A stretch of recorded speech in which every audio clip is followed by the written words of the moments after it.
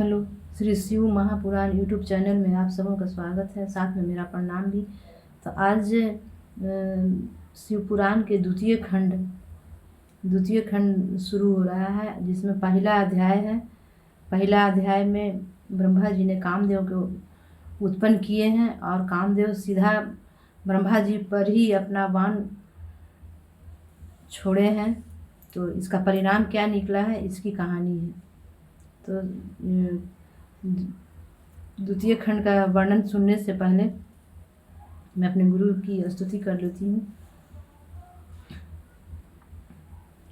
गुरुर्ब्रह्मा गुरुर्विष्णु गुरुर्देव महेश्वरः गुरुर्साक्षात् परब्रह्म तस्मै श्री गुरवे नमः।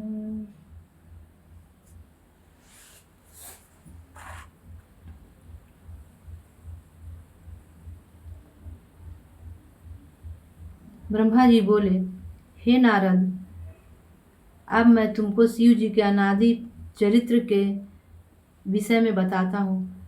जिस प्रकार सती ने दक्ष के घर में अवतार लेकर पुनः शिव जी से विवाह किया तथा उन्होंने शिव जी के घर पर जो जो कार्य किए उनका सब का विस्तार पूर्वक वर्णन करता हूँ। मैंने पहले 10 पुत्र उत्पन्न करके उनको आदेश दिया कि तुम सृष्टि की रचना करो। मेरे वे पुत्र मरीचि, अत्रि, अंगिरस, पुलस्त्य, पुलह, क्रतु, भृगु, वशिष्ठ, नारद तथा दक्ष हैं। मैंने इनको मानसी सृष्टि की रीति पर उत्पन्न किया, परंतु जब मैंने नारी स्वरूपा परम सुंदरी सरस्वती को उत्पन्न किया तो उसके मनमोहक सुंदर स्वरूप को देखकर मेरा हृदय काम के वशीभूत हो गया। अस्तु, उसे देखकर मेरे हृदय में भी उसके साथ मैथुन करने की इच्छा उत्पन्न हुई, क्योंकि उस समय मेरे हृदय में कामदेव प्रवेश किए हुए था। मुझे सरस्वती के साथ मैथुन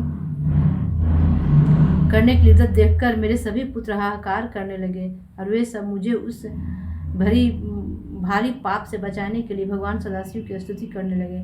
उस समय शिव जी ने प्रकट होकर मुझे उस नरक देने वाले महाभयानक पाप से बचा लिया।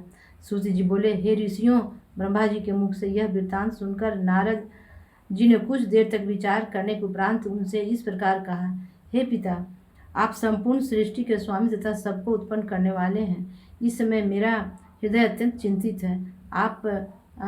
अतः आप संपूर्ण संशय को नष्ट करने के लिए इस कथा को विस्तार पूर्वक कहिए। आपका मन इस प्रकार क्यों अधीर हुआ? आपकी सेवा करने वाले मनुष्यों को ब्रह्म ज्ञान की प्राप्ति होती है, अतः आपके द्वारा ही ऐसा कर्म होना अत्यंत आश्चर्य की बात है। ब्रह्मा जी ने उत्तर दिया, हे नारद, तुम ध्यान देकर सुनो। मैं तुमसे मुख्य वृत्तांत भली भांति समझाकर कहता हूँ।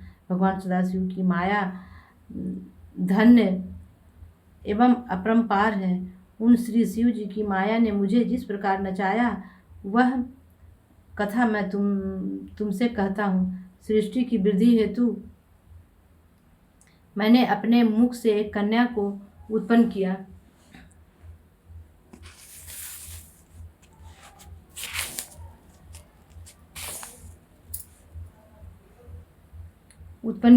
उसे उत्पन्न कर मेरे हृदय में कुछ अहंकार उपजा।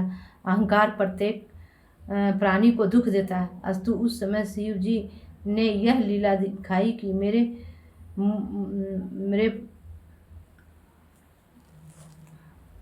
मेरे मुख से एक ऐसी परम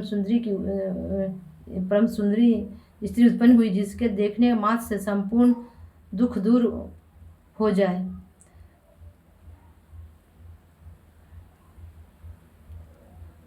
उस स्त्री का नाम संध्या रखा गया। वैसी अपूर्व सुंदरी मनुष्य लोक में तो क्या देवलोक में भी कोई नहीं थी। उस नख से सिख तक नवीन पूर्ण चंद्र के समान प्रभाशालिनी गजगामिनी तथा चंपक वर्ण कामनी को देखकर मेरे हृदय में काम वासना जाग ही उठी और मैं उसके साथ रमन करने की इच्छा से अपने स्थान से उठकर खड़ा हो गया, परंतु दक्ष आदि ने उस समय मुझे ऐसा करने से रोक दिया। तदुपरांत वे सब दक्ष आदि मेरे पुत्र स्वयं उसकी ओर आप भरी दृष्टि से देखने लगे। जिस समय मैं अपने मन में उस स्त्री के प्रति अनेकों प्रकार के विचार कर रहा था, उसी समय अचानक ही एक अत्यंत सुंदर पुरुष भी वहीं उत्पन्न हो गया। वह मेरे सामने आकर खड़ा हो गया और मुझसे इस प्रकार कहने लगा, हे पिता, आप मुझे मेरा नाम और काम बता दें। आप मुझे जहाँ रहने की आज्ञा देंगे मैं वहीं रहूँगा। अस्तु, आप कृपा करके मेरी इस इच्छा को पूर्ण करें। हे नारद, उस पुरुष की बात सुनकर मुझे अत्यंत आश्चर्य हुआ। फिर कुछ देर विचार करने के बाद मैंने उससे कहा, हे पुत्र, तेरे उत्पन्न होते ही मेरा हृदय और शरीर के सब अंग काँप उठे थे। अतः मैं तेरा नाम मनमथ रखता हूँ। इसके अतिरिक्त मनसीज, मदन आदि तेरे अनेकों नाम होंगे। तू अपने इन 5 बाणों द्वारा अपने सौंदर्य द्वारा सबको अपने वशीभूत कर लेगा। संपूर्ण सृष्टि का हृदय तेरे अधीन रहेगा। इस प्रकार मैंने अपने पुत्र को बहुत से अधिकार प्रदान किए। अपने कार्य को इस प्रकार संपन्न हुआ देखकर मेरे हृदय में प्रसन्नता भर गई तथा अत्यंत अहंकार भी उत्पन्न हुआ। तत्पश्चात सिंहासन पर बैठे हुए मेरे सभी पुत्रों को देखकर मुझे बहुत हर्ष हुआ। मैंने उस पुरुष का जो मनमथ नाम रखा था उसे सभी ने बहुत पसंद किया और यह स्वीकार किया कि कामदेव का पद सबसे बड़ा तथा ऊंचा होगा। इस घटना के उपरांत जब कि हम सब लोग अपने मन में प्रसन्नता का अनुभव कर रहे थे, कामदेव ने अपने उस धनुष को सीधा किया जिसके चढ़ते ही तीनों लोगों की बुद्धि भ्रष्ट हो जाती है। वो यह धनुष को चढ़ाए हुए मेरे पास आकर खड़ा हो गया और मन में यह विचार करने लगा कि मैंने उसे जो वरदान दिया है उसकी परीक्षा करके देख ही ली जाए। अस्तु, उसने मेरी पुत्री संध्या को मेरे समीप खड़े देखकर